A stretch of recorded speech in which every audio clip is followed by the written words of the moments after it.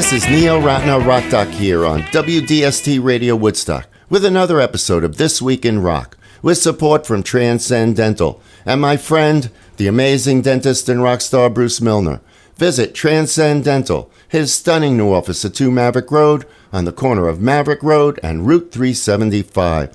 This past week, musician and singer Alison Krauss turned 54 years old.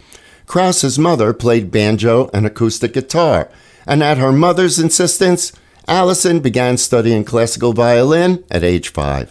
However, a few years later, after Krauss's mother saw a notice for an upcoming fiddle competition, she bought Alison a bluegrass fiddle instruction book and a bluegrass album called Duets.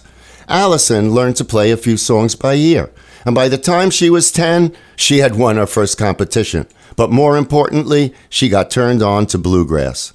And although Krauss's earliest musical experiences were as an instrumentalist, her style has grown to focus more on her vocals, with her band Union Station providing most of the instrumentation.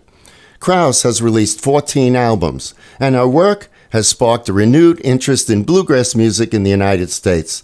She's won 27 Grammy Awards over the course of her career as a solo artist, as a group with Union Station, as a duet with Robert Plant, and as a record producer, and ranks 5th on the list of winners of the most Grammy Awards. Alison isn't a songwriter, and in a recent interview, she was asked what she looks for in a song. Well, they just kind of happen. Yeah. I can't believe this came my way, and it's almost like there's not a formula. I like things that can be timeless, but sometimes if there's a lyric that comes in there that doesn't work, someone may change it, and we can fix it. Or if there's a beautiful piece of poetry, we can kind of change the feel or we can change the melody, but the poetry itself has to be really moving, And what I look for it where I can't stop thinking about it, or bugs me and I can't let it go, and I'm thinking about it when I'm going to sleep or thinking about it when I wake up, or, that's usually what happens. Just become kind of obsessed with it. And, I'm not a songwriter. So, and I'm sure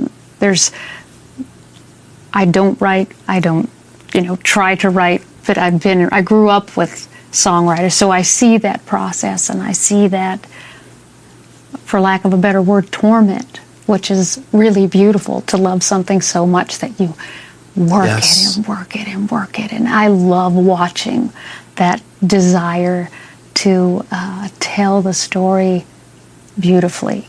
The song I'll Fly Away is a hymn written in 1932 by Albert Brumley. A standard at bluegrass jam sessions, I'll Fly Away is often performed at funerals.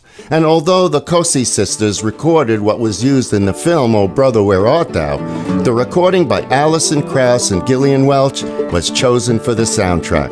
Okay, let's listen. Alison Krauss and Gillian Welch, and I'll Fly Away.